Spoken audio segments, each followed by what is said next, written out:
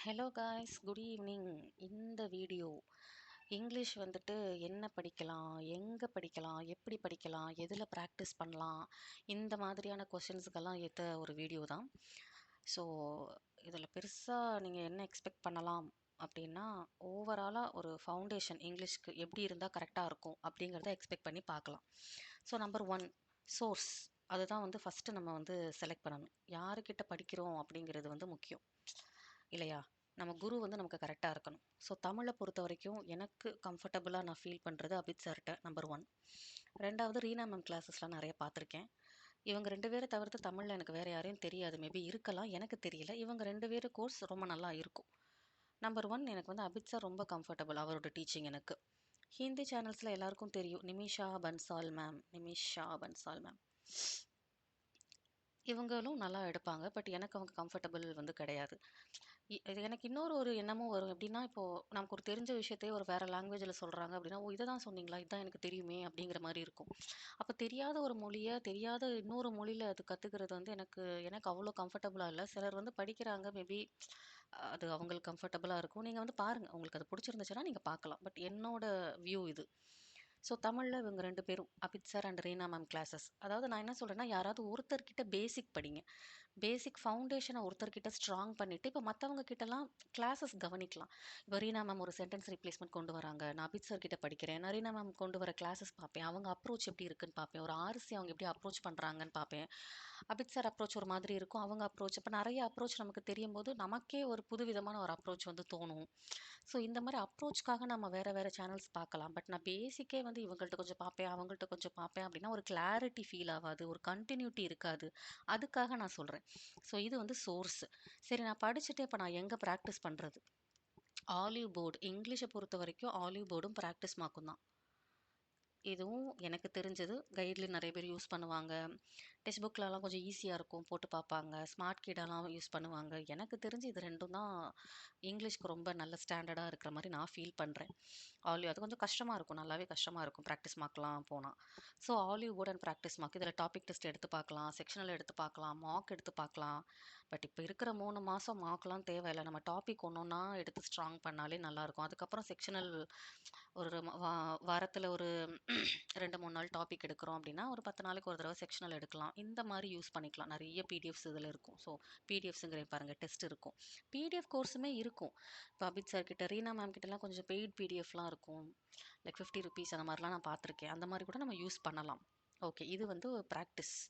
Topic test, sectional, mark இது எடுக்கிறது அ பெருசு கிடையாது. அனாலிசிஸ் பண்ணணும். அத கடைசியா பேசுறேன், எப்படி அனலைஸ் பண்ணணும் அப்படிங்கிறத பத்தி. அடுத்து எப்படி படிக்கணும்? என்னலாம் படிக்கணும்? 120 ரூல்ஸ் கண்டிப்பா படிக்கணுமா? வொக்காபுலாம் தேவையா? எடிட்டோரியல் எதுக்குப்பா நம்ம படிக்கணும்? அப்படி படிச்சாலும் எனக்கு புரிய மாட்டேங்குது. இதெல்லாம் தான் வந்து நம்ம பிரச்சனையா இருக்கும். ஸோ இதுக்கெல்லாம் நான் என்ன சொல்லணும்னா, ஒண்ணொண்ணா அத பார்க்கணும் அப்படின்னு நான் நெனச்சேன். இப்ப கிராமர்ன்னு எடுத்துக்கிட்டோம்னு வைங்களேன். கிராமர் நமக்கு என்ன சொல்லுது? யாரு என்ன பண்றாங்க அப்படிங்கிறது கிராமர் வச்சு தான் சொல்ல முடியும். அதுக்கு தான் ஒரு குட்டி எக்ஸாம்பிள் எழுதியிருக்கேன். "The boy was chased by the dog." டாகால் துரத்தப்பட்டது. Dog chased the boy. Dog தான் சேஸ் பண்ணுது.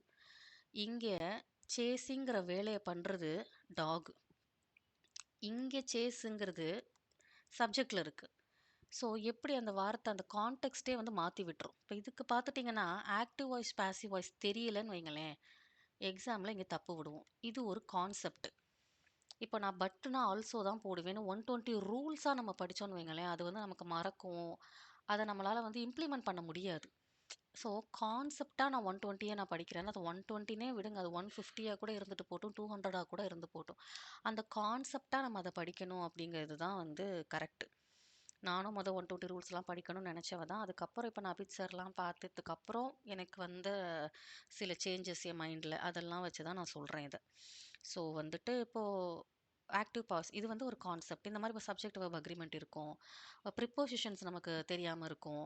ஸோ இந்த மாரி ஒவ்வொரு கான்செப்ட்டா நமக்கு வந்து கிளாரிட்டி தேவைப்படுது. ஸோ கிராமர் வந்து அத வச்சு தான் யாரு எத பண்றாங்கிற அந்த ஸ்ட்ரக்சரே, ஒரு சென்டென்ஸோட ஸ்ட்ரக்சரையே நம்மளால அண்டர்ஸ்டாண்ட் பண்ணிக்க முடியும். இன்னொன்னு, கிராமர் படிக்கிறனால என்ன ஆகும்? ஸ்பீடு இம்ப்ரூவ் ஆகும். நம்ம பார்க்குற விதம், அந்த ஸ்பீடு வந்து இம்ப்ரூவ் ஆகும். இப்ப ஸ்ப்ளிட்டிங் பண்ணுன்னு சார் சொல்லுவாரு. இப்ப எப்படின்னா, இப்போ ஒரு லைன் ஆரம்பிக்குது. பார்த்தோனே the government has introduced a new policy அப்படிலாம் நம்ம கண்ணு போகாது. நல்லா கிராமர் தெரிஞ்சவங்களுக்கு. ஓகே கவர்மெண்ட் இன்ட்ரோடியூஸ்ட் பாலிசி அப்படி அப்படியே போவாங்க. டக்கு டக்குன்னு நடுவுல இருக்கிறதெல்லாம் விடுவாங்க. எத விடணும் அப்படின்னு தெரியும். இப்போ வந்து சொல்லுவாங்க. சப்ஜெக்ட்டுக்கும் வேர்புக்கும் நடுவுல ஏதாவது வந்துச்சுன்னா, சப்ஜெக்ட்ட பத்தி பேசும் அப்படின்னு. The government which had brought a new policy uh அந்த மாரி ஏதாவது ஒண்ணு வருதுன்னு வச்சுக்கோங்களேன். இன்ட்ரோடியூஸ்டுக்கும் கவர்மெண்ட்டுக்கும் நடுவுல. கண்டிப்பா வர்றது வந்து கவர்மெண்ட்ட பத்தி தான் பேசும் அப்படிங்கிறது, அது ஒரு ஃபார்மட் ஆஃப் கிராமர்ல வரக்கூடிய ஒண்ணு. நீங்க அபித் சார் கிளாஸ் நெறைய பார்த்துருந்தீங்கன்னா தெரிஞ்சிருக்கும். ஸோ இது எல்லாம் இதுக்காக தான் ஸ்ப்ளிட்டிங் பண்றோம். இத வச்சு தான் நம்ம ஈஸியா வந்துட்டு அந்த ஸ்பீடு வரும். இப்ப சப்ஜெக்டிவ் வெர்பையும் பார்த்துட்டா நடுவுல இருக்கிறத விட்டுறலாம். ஓகே கவர்மெண்ட் அப்ப என்னமோ ஒண்ணு பண்ணியிருக்கு. அத தான் அது இன்ட்ரோடியூஸ் பண்ணுது. அப்ப நீங்க வேகமா ரீட் பண்ணலாம். எத விடணும், எத எடுத்துக்கணும், எது இம்பார்ட்டன்ட்டா நம்ம அ கனெக்ட் பண்ணி கொண்டு போகணுங்கிறதுக்குலாம் இந்த கிராமர் வந்து யூஸ் ஆகும். ஸோ தட் ஸ்பீட் இம்ப்ரூவ் ஆகும். அதுக்காக நம்ம கிராமர் வந்து படிக்கிறோம். 3வது ஒரு காம்ப்ளெக்ஸான சென்டென்ஸ் இருக்குன்னா, அத அண்டர்ஸ்டாண்ட் பண்றதுக்கு நமக்கு ஹெல்ப் ஆகும். நம்ம டீகோட் பண்ணலாம் ஈஸியா. எப்படி இப்போ although the policy was criticised it was implemented. இப்போ இங்கே கிராமர்ல ஒன்று மேலே பார்த்தா அதே ஆக்டிவ் பாசிவ் வருது. பாலிசி கிரிட்டிசைஸ் பண்ணல. பாலிசி வந்து கிரிட்டிசைஸ் பண்ணப்பட்டுச்சு யாரோ ஒருத்தர்னால. அப்புறம் பாலிசி இம்ப்ளிமெண்ட் ஆகல. அதுவும் இம்ப்ளிமெண்ட் பண்ணப்பட்டது. அப்ப ஆல்தோங்கிறது இங்க என்ன சொல்ல வருது? கான்ட்ராஸ்ட்ங்கிற மீனிங். ஆல்தோ போட்டுட்டாலே ஏதோ 2 என்ன சொல்றது? பிளஸ் அண்ட் மைனஸ பத்தி பேசப் போறாங்க. பாலிசி எதிர்க்கப்பட்டுச்சு நெறைய பேர்னால. ஆனாலும் அது இம்ப்ளிமெண்ட் பண்ணப்பட்டுருச்சு. அப்போ இந்த சென்டென்ஸோட அண்டர்ஸ்டாண்டிங் ஓவராலா ஒத்த வார்த்தையில வந்து கொண்டு வந்து முடிஞ்சிருச்சு. ஆல்தோ அப்படின்ட்டு. ஸோ இதுக்கெல்லாம் தான் நம்ம வந்து கிராமர் வந்து படிக்கிறோம். 4வது ஒரு ஃப்ளோவ நம்மளால வந்து பிடிக்க முடியும். கிராமர் தெரிஞ்சுச்சு அப்படின்னா. எப்படின்னா கனெக்டர்ஸ் யூஸ் பண்ணி. ஹவெவர், தேர்ஃபோர், டிஸ்பைட், மோரோவர் ஒரு கதை ஆரம்பிக்குது. இப்படி இருந்தாங்க. பட் கான்ட்ராஸ்ட்டா இருந்துச்சு அவங்களோட கேரக்டரு. ஸோ வந்துட்டு மோரோவர் அது மட்டும் கிடையாது. அவங்களுக்குள்ள சண்டையாவும் இருந்துச்சு. தேர்ஃபோர் கடைசியில அந்த எல்லாம் கனெக்ட் பண்ணுது. ஒரு ஃப்ளோவ வந்து இந்த மாரி ஒரு கனெக்டர்ஸ் வச்சுட்டு நம்ம வந்து கனெக்ட் பண்ணலாம். அது மட்டும் இல்ல, ஒரு ஓவரால் ஆர்சி படிக்கிறீங்க. அந்த டோனையே வந்துட்டு நம்ம வந்து டோன் அப்டின்னா, ஓவராலா இந்த ஆர்சி எத பத்தி பேசுது? ஹி மைட் கோ அப்டின்னா பாசிபிலிட்டி அவன் போகலாம். ஹி மஸ்ட் கோ கம்ப்ளீட்ஸா நெசசரிப்பா, இம்பார்ட்டன்ட் அவன் மேண்டட்டரியா போயே ஆகணும். இது வந்து ஒரு கம்பல்ஷன் மாதிரி. ஸோ இது ஒரு பாசிபிலிட்டி. மஸ்ட், மைட் எவ்வளோ ஒரு சின்ன சேஞ்ச் தான் ஓவரால் டோனையே வந்து மாத்திருது. இப்போ நம்ம டோன் ஆஃப் த பேசேஜ் என்ன அப்படின்லாம் கேட்குறாங்க இல்லையா? அப்ப இது எல்லாமே வந்து இன்க்ளூடட் இன் கிராமர். ஸோ இதுக்காக தான் நம்ம கிராமர் வந்து படிக்கிறோம். ஒரு 60% வந்து நம்ம ஒரு எக்ஸாம்ல கிராக் பண்றதுக்கு கிராமர் இருந்தா போதும். அப்ப இத வச்சு நான் பாஸ் பண்ணிறலாம்ல, ஓகேவா? அப்படின்னா, அப்படி கிடையாதுல்ல. இப்போ ஒக்காபுலரின்னு ஒருத்தன் இருக்கான்ல அழகா. இப்போ ஒக்காபுலரி அப்படின்னு வரும்போது, ஒரு சின்ன எக்ஸாம்பிள் நான் சொல்றேன். கிராமர் மட்டும் படிச்சுட்டா அதுல நம்ம சக்சஸ் ஆயிரலாமா? அப்படின்னு நீங்களே சொல்லுங்க. த இந்த மாரி நேரத்துல தான் பேனா வேல பாக்காது. ம். த டெசிஷன் வாஸ் ஆர்பிட்ரரி அவ்வளோதான் முடிஞ்சுச்சு. ஓவரால் ஸ்டோரி முடிஞ்சுச்சு அப்படிங்கிற மாரி இருக்கும். ஆர்பிட்ரரிக்கு மீனிங் தெரியலன்னா. ஆர்பிட்ரரிக்கு மீனிங் தெரிஞ்சிருச்சுன்னா ஓகே. ஸோ இப்ப இது இருக்கு. எனக்கு வந்து பெரிய சென்டென்ஸ் தான் புரிய மாட்டேங்குது அப்படின்னு நம்ம சிலர் நெனைப்போம் நம்ம. இப்ப இது ஒரு சின்ன சென்டென்ஸ் தான். ஆனா பாருங்களேன், ஆர்பிட்ரரிக்கு ஒரு வார்த்தைக்கு நமக்கு தெரியாதனால, இது என்ன சொல்ல வராங்கன்னே தெரியாது. இப்போ ஒரு கதை இருக்கு. ஒரு கவர்மெண்ட் வந்து இந்த விஷயத்துல வந்துட்டு ஒழுங்காவே முடிவு எடுக்கலங்க. அப்போசிஷன் சொன்னதெல்லாம் வந்து கேட்கல. கடைசியில ஒரு முடிவு எடுத்திருக்காங்க. அந்த டிசிஷன் வந்து ரொம்ப ஆர்பிட்ரரியா இருந்துச்சு. இப்போ ஆத்தர் என்ன சொல்ல நினைக்கிறாரு? டோன் ஆஃப் த பேசேஜ் என்ன அப்படின்னு கேட்டா, நம்மளால எழுத முடியுமா? ஒத்த வார்த்தை கம்ப்ளீட்டா க்ளோஸ் பண்ணிருச்சு நம்மள. ஸோ ஆர்பிட்ரரி அப்படிங்கிறது என்னன்னா, ஒரு ரேண்டமா எடுக்கப்பட்ட முடிவு. எந்த ஒரு லாஜிக்கா எதையுமே ஃபாலோ பண்ணாம, எந்த ஒரு பேட்டர்னுமே இல்லாம, சும்மா ரேண்டமா எடுத்த ஒரு முடிவு அப்படிங்கிற மாரி அர்த்தம். ஸோ இதுக்காக தான் ஒக்காபுலரி வந்து நம்ம படிக்கணும் அப்படிங்கிறது. அப்ப அதுக்கு நம்ம யூஸ் பண்றது எடிட்டோரியல்ஸ் அப்படின்னு. அப்ப எடிட்டோரியல்ஸ் ஒக்காபுக்கு மட்டும் தானா அப்படின்னா, இல்ல. இப்ப கிராமர் நீங்க படிக்கிறீங்க. இவன் வந்து பிரிசன்ல இருந்து ரிலீஸ் பண்ணப்பட்டான் அப்படின்னா, அ ஆஃப் அங்க போடுறோம்னு வச்சுக்கோங்களேன். தப்பு. பிரிசன்ல இருந்துங்க வருது. அப்பன்னா ஃப்ரம் வரணும். Released from prison. இப்ப இதெல்லாம் வந்து குட்டி குட்டியா நான் சொல்றனால உங்களுக்கு இதெல்லாம் ஒரு எக்ஸாம்பிளான்னு தோணும். நான் பெருசா ஏதாவது எடுத்துட்டு வந்திருக்கலாம். நான் எதுவும் எடுத்துட்டு வரல. ஸோ எனக்கு தெரியல. பட் உங்களால புரிஞ்சுக்க முடியும் நான் என்ன சொல்ல வரேன் அப்படின்ட்டு. ஸோ கிராமர் அண்ட் ஒக்காப் 2யும் நம்ம படிக்கிறத எடிட்டோரியல்ல கொண்டு போய் நம்ம இம்ப்ளிமெண்ட் பண்ணா தான் நமக்கு வந்து தெரியும். நம்ம எந்த லெவல்ல இருக்கோம் அப்படின்னு. இப்ப எடிட்டோரியல் உங்களுக்கு புரியல அப்படின்னு நம்ம மொத்தமா சொல்லிறக்கூடாது. எடிட்டோரியல்ல என்ன புரியல? எனக்கு வந்து நெறைய வேர்ட்ஸுக்கு மீனிங் தெரியல அப்படின்னா, அப்போ நீங்க ஒக்காப் இன்னும் படிக்கணும் அப்படின்னு அர்த்தம். எனக்கு ஒக்காபுக்கு அர்த்தம் தெரிஞ்சாலுமே, அது என்ன ஃபார்மேஷன்ல சொல்றாங்கன்னு எனக்கு புரியல அப்படின்னா, நீங்க கிராமர்ல மிஸ்டேக் பண்ணியிருக்கீங்க அப்படின்னு அர்த்தம். இப்ப நம்ம மேல பார்த்தோம். இப்ப போலீஸ் வந்துட்டு அரெஸ்ட் பண்றாங்க ஒரு கிரிமினல அப்படின்னா, அதுக்கு கூட ஒரு நல்ல சென்டென்ஸ் இருக்குமே. ஆ லைக் ரெகுலரா எல்லாருமே அந்த சென்டென்ஸ்லாம் சொல்லுவாங்க. நான் எழுதி வைக்கலையோ! சரி ஓகே. ஓகே. நான் அத எழுதி வைக்கல அப்படின்னு நெனைக்கிறேன். ம். ஓகே. ஸோ வந்துட்டு அதான் ஒக்காபுலரிங்கிறது இப்படிதான். ஒத்த வார்த்தையில வந்து நம்மள காலி பண்ணி விட்டுரும். இத தான் நம்ம எடிட்டோரியல்ல வந்து இம்ப்ளிமெண்ட் பண்றோம். ஸோ நம்ம கிராமர் படிக்கிறோம். ஒக்காப் டெய்லி ஒரு 5 வார்த்தையாவது படிக்கிறோம். அத வந்து சேர்த்து வச்சு நம்ம எடிட்டோரியல்ல இம்ப்ளிமெண்ட் பண்ணி பார்க்குறோம். இம்ப்ளிமெண்ட் பண்ணும்போது நம்ம அனலைசிஸ் பண்ணணும். நமக்கு எந்த இடத்துல புரியல அப்படிங்கிறத. அத வந்து எழுதி வச்சுட்டே வரணும். இதுதான் நமக்கு புரியல, இதுதான் நமக்கு புரியல. ஓகே. ஆக்டிவ், பாசிவ் வர்றது கான்டெக்ஸ்ட்டயே தப்பா புரிஞ்சிருப்பீங்க. என்ன சொல்றது? லோக்சபா வந்துட்டு ரிஜெக்ட் பண்ணியிருப்பாங்க அப்படின்னு இருக்கும்.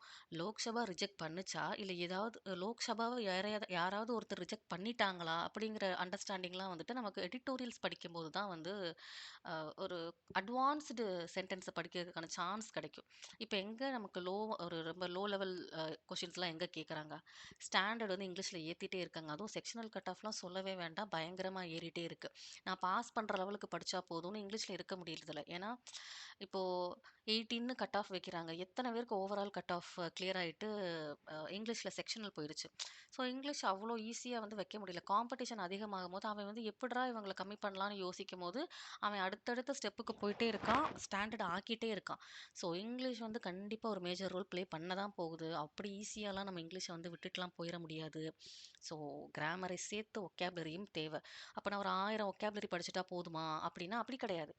ஒக்காபுலரி படிக்க படிக்க என்ன ஆகும்னா, நம்மளால ஒமிட் பண்ண முடியும். இப்போ ஒரு வேர்ட் இருக்கு. அதுக்கு ஒரு 5 இது குடுத்துருக்காங்க அப்படின்னா, ஓகே இந்த 3 வார்த்தை நமக்கு தெரியும். இந்த 2 வார்த்தை தெரியாது. அப்ப நான் ஒக்காப் படிச்சு என்ன பிரயோஜனம்? அப்படின்னு நீங்க கேட்கலாம். இந்த 3 வார்த்தை இல்லன்னு தெரிஞ்சிருச்சா? இப்ப இந்த 2 தான். கால்குலேட்டட் ரிஸ்க் எடுக்கலாம்.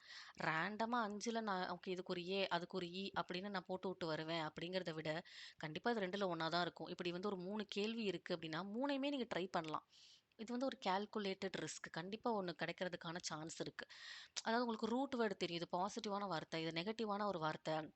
இப்படிங்கிறதெல்லாம் வந்து நீங்க ஒக்காப படிக்க படிக்க அந்த வேர்டு பில்ட் ஆயிட்டே இருக்கும். உங்களுக்குள்ள நெறைய வேர்ட்ஸ் வந்து உங்களுக்கு நெறைய பில்ட் ஆயிட்டே இருக்கும். உங்க மசில் மெமரியில அது ஸ்டோர் ஆயிருக்கும். உங்களால கணிக்க முடியும். இது வராது கண்டிப்பா. இது தப்பு. இது வந்து ஒரு பாசிட்டிவான இடத்துல இருக்கு. இல்ல இது ஒரு கான்ட்ராஸ்ட்டான மீனிங் தருது. இப்படின்னு நெறைய ஒமிட் பண்ணி கடைசி ஆட் ஒன் அவுட்டா ஒண்ணு வந்து நிக்கும். ஓகே. இப்ப இதெல்லாம் ஒரே மீனிங். இது மட்டும் தான். இப்படிலாம் நம்மளால வந்து கெஸ் ஒர்க் நல்லா பண்ண முடியும். ஒக்காப பொறுத்தவரைக்கும். கிராமர் நல்லா பண்ண பண்ண பண்ண பண்ண 70% கிளியர் ஆயிரலாம்.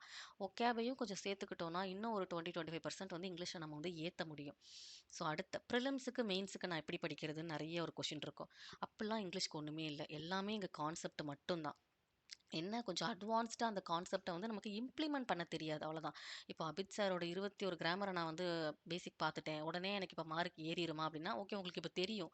ஒரு எரர் குடுக்குறாங்க. எரர் ஸ்பாட்டிங் லைன் குடுத்துருக்காங்க அப்படின்னா, சப்ஜெக்ட் வேர்ப் அப்படின்னா உங்களுக்கு என்னன்னு தெரியும். ஆனா அந்த இடத்துல உங்களுக்கு அத இம்ப்ளிமெண்ட் பண்ண தெரியாது.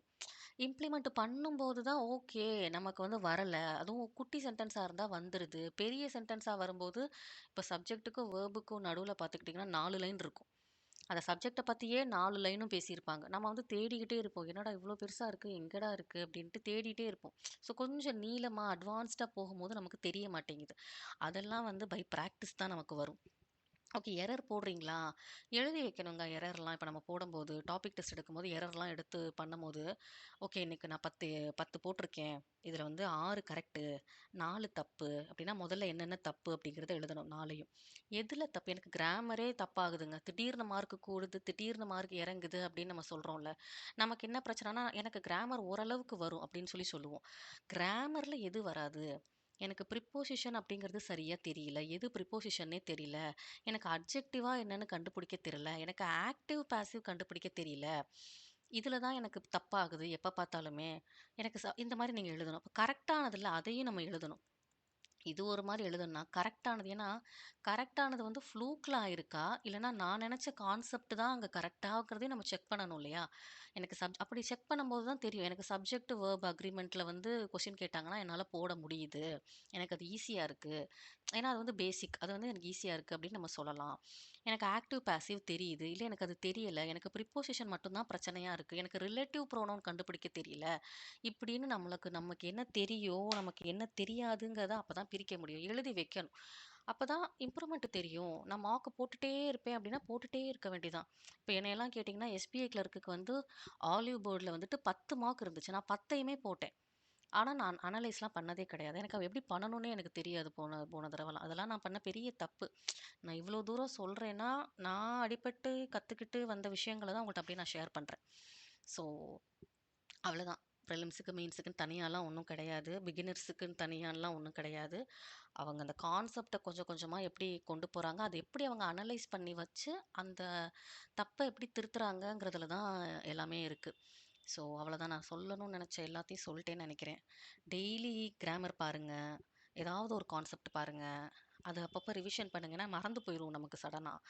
அதே மாரி ஒக்காப் டெய்லி 5 ஒக்காப் படிக்கிறது பெருசு இல்ல. அத ரிவிஷன் பண்ணணும். எடிட்டோரியல் இப்ப நானுமே இப்போ என்னோட இதில வீடியோஸ் போடுவேன். எனக்கும் எடிட்டோரியல் வந்து தெரியாது தான். பட் ஆனா நான் சும்மா போடுவேன். அது வந்து சும்மா மீன்ஸ் அதுக்குன்னு சும்மா இல்ல. அதுக்காக நான் நெறைய வொர்க் பண்ணி போடுறேன். ஏன்னா நான் கத்துக்கணும் அப்படின்னு எனக்கு ஒரு ஆசை. அது எப்படி புரிஞ்சுக்கணும்? அது ஏன் நமக்கு புரிய மாட்டேங்குது? அப்படிங்கிற ஒரு எண்ணம். அதனால நான் அது கொஞ்சம் அதுக்காகவே நான் ஒகேப் படிக்க ஸ்டார்ட் பண்ணேன். அப்படிதான் இந்த சேனலே உருவாச்சு. ஸோ அவ்வளோதான் கைஸ். நான் சொல்லணும்னு நெனச்சதெல்லாம் சொல்லிட்டேன். சோர்ஸ செலக்ட் பண்ணுங்க. கன்சிஸ்டன்ட்டா படிங்க. அத ரிவிஷன் பண்ணுங்க. இப்பவே நம்ம மார்க் போடணும்னு அவசியம் இல்ல. இங்கிலீஷ பொறுத்தவரைக்கும் கிராமரா, ஒக்கேபான்லாம் இல்ல. நான் சும்மா கூகுள் பண்ணிட்டு இருக்கும்போது பார்த்தேன். அது வந்து ஒரு இது சொல்லுது எனக்கு. கிராமர் அண்ட் ஒக்கேப் பத்தி நான் பார்த்துட்டு இருந்தப்போ. கிராமர் வந்து ஸ்கெலிட்டனா உடம்புல இருக்கிற அந்த ஸ்கெலிட்டனா, ஒக்காபுலரி வந்து உள்ள இருக்கிறது வந்து சதையாம். நீ வந்து 2யும் பிரிக்க முடியாது அப்படின்னு வந்து சொல்லுச்சு. ஸோ நானும் இங்க அத தான் சொல்றேன். நான் கிராமர் மட்டும் படிச்சா போதுமா? அதில நான் ரூல்ஸ மட்டும் படிச்சா போதுமா? ஒக்கேப்லாம் தேவையா? அப்படின்னா, அப்படிலாம் இல்ல. 2யும் சேர்த்து சேர்த்து வச்சா தான் வந்து இங்கிலீஷ்க்கு உயிர் குடுத்த மாரி. இல்லன்னா வந்து அப்படியே உயிர் இல்லாம இருக்கிற மாதிரி, அது ஒரு ஷேப்லெஸ்ஸா இருக்கிற மாதிரி இங்கிலீஷ். ஸோ படிக்கிறத வந்து எடிட்டோரியல் இம்ப்ளிமெண்ட் பண்ணி பாருங்க. நம்மளால புரிஞ்சுக்க முடியுதா? அப்படிங்கிறத. அதுக்காகவே எடிட்டோரியல். இன்னொன்னு வந்து ஸ்பீடு ரீடிங் நல்லா வரும். நம்ம இம்ப்ளிமெண்ட் பண்ணி பார்க்கலாம். எடிட்டோரியல் படிக்க படிக்க அதோட சம்மரி எழுத டிஸ்கிரிப்டிவ்க்கெல்லாம் உங்களுக்கு யூஸ் ஆகும். கரண்ட் அஃபேர்ஸ் கூட நீங்க நெறைய ரிலேட் பண்ணலாம். ஸோ எல்லாமே ஒண்ணுக்கொண்ணு இன்டர் கனெக்டட். ஸோ எதையுமே நம்ம இங்க விட முடியாது. அப்படி ஒரு ஸ்டாண்டர்ட்லயும் இப்ப எக்ஸாம் ஐபிபிஎஸ்காரன் நம்மள வைக்கல. அப்படியே ஒரு படி இல்ல 4 படி ஏத்தி வச்சுட்டான் மேல. ஸோ அவ்வளோதான் நான் சொல்லணும்னு நெனச்சதெல்லாம் சொல்ட்டேன். இதுல உங்களுக்கு ஏதாவது டவுட்ஸ் இருக்கு அப்படின்னா வந்து கேளுங்க. ம் அவ்வளோதான் guys. Tata, bye bye. Good night. Weekend enjoy பண்ணுங்க. கொஞ்சம் அப்பப்போ படிங்க. எனக்கு எனக்கு நான் சொல்லிக்கிறேன். உங்களுக்கும் சொல்றேன். Thank you. Tata. Bye by.